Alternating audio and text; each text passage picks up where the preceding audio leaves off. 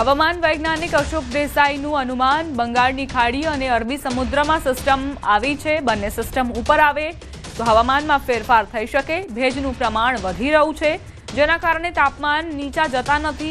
લા નિનોની અસર ચાલી રહી છે। આ અસર પણ લા નિનોની છે। ઠંડીનું જોર આ વખતે કદાચ ફેબ્રુઆરી સુધી જ ન રહેતા માર્ચના મધ્ય સુધી લંબાય તેવા એંધાણ છે।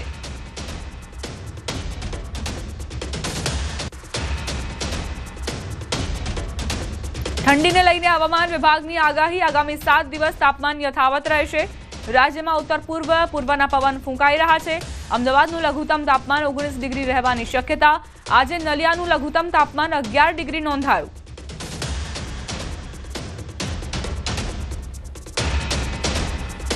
जो मिनिमम तापमान है वो कोई बड़ा बदलाव नहीं रहेगा अगले 7 दिन तक, 25 से नवंबर से लेकर 1 दिसंबर तक। और जो कोस्टल का पवन का दिशा अभी है, उत्तर और दक्षिण गुजरात के जो तटीय क्षेत्र है, इसमें जो पवन का दिशा है मेनली उत्तर से उत्तर पूर्व दिशा से है। अहमदाबाद का आज का फोरकास्ट है मेनली क्लियर स्काई रहेगा और जो मिनिमम टेम्परेचर है 19 डिग्री सेंटीग्रेड के आसपास रहने का पूर्वानुमान दिया गया है। और जो आज हाईएस्ट टेम्परेचर या मिनिमम टेम्परेचर रिकॉर्ड हुआ है वो है नलिया में 11 डिग्री सेंटीग्रेड।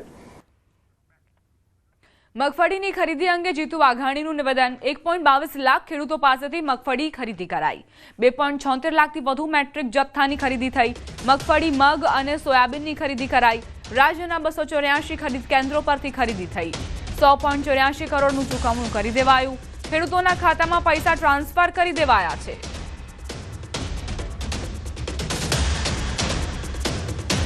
$1.22 લાખ ખેડૂતો પાસેથી कुल 2002.27 करोड़ मूल्यनी 2,76,982 मेट्रिक टन जत्थानी खरीदी ए थई चूकी है, जेमां मगफળી, मग, अड़द, सोयाबीननो समावेश थाय छे। कुल 100.84 करोड़ खेडूतोने चूकवणुं पण एमना खातामां डायरेक्ट ए थई चूक्युं छे। રાજ્યભરમાં મગફળી ખરીદીનો ધમધમાટ શરૂ થઈ ગયો છે। ધોરાજીમાં સાવ વિપરીત પરિસ્થિતિ જોવા મળી રહી છે। એક તરફ ગ્રેડિંગના નામે ખેડૂતોનો માલ રિજેક્ટ થઈ રહ્યો છે, બીજી તરફ આજે ધોરાજી મગફળી ખરીદ કેન્દ્ર અચાનક બંધ રાખવામાં આવતા ખેડૂતોમાં ભારે રોષ વ્યાપ્યો। ખેડૂતોનો આરોપ છે કે અધિકારી મગફળીની પૂરેપૂરી ચકાસણી કરે છે। ચકાસણી બાદ મગફળીના જથ્થાનું વજન કરાય છે, પરંતુ જ્યારે આ માલ અહીંથી પાસ થઈને વેરહાઉસ પર પહોંચે છે ત્યારે ત્યાં બેઠેલી એજન્સી દ્વારા માલને રિજેક્ટ કરી દેવાય છે। ખેડૂતો સવાલ ઉઠાવી રહ્યા છે કે જો માલમાં ખામી હતી તો કેન્દ્ર પર ચકાસણી વખતે કેમ ન દેખાઈ।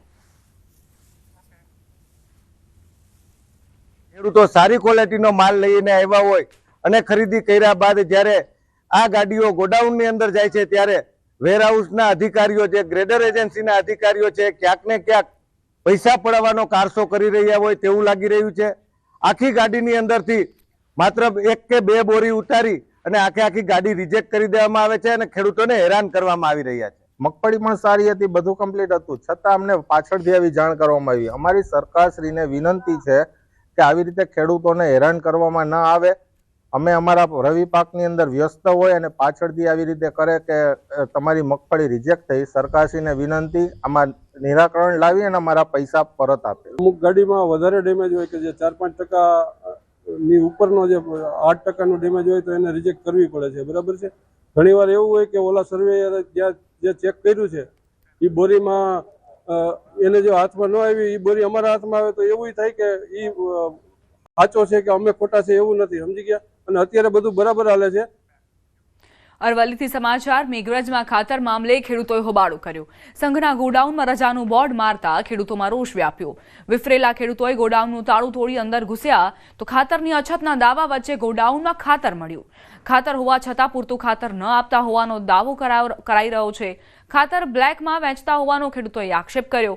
વહેલી સવારથી કતારમાં ઉભેલા ખેડૂતોમાં રોષ વ્યાપ્યો।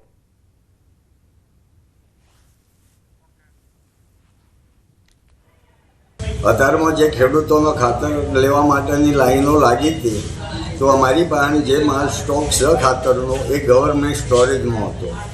એ ગવર્મેન્ટમાંથી છૂટો થયા પછી જ અમારાથી વિતરણ થાય। એટલે અમે આ રીતે લોકોને સમજાવતા એટલે લોકોએ તો ત્યાં મારે સંઘનો તાળો બાળો તોડી નાખ્યો અને લૂંટફાટ કરવાનો પ્રયત્ન કર્યો. અને આજે બોર્ડ માર્યું છે કે આજે દુકાન રજા છે, દુકાન બંધ છે. જ્યારે અંદર પબ્લિકે લોક તોડ્યું અને જોયું અંદર તો આટલું બધું ખાતરની બોરી સ્ટોક પડે છે, એ બધું ખાતર કરવાનું શું છે એનો જવાબ કોણ આપશે? આટલું ખાતર પડવા છતાં વિતરણ કેમ નહીં થતું?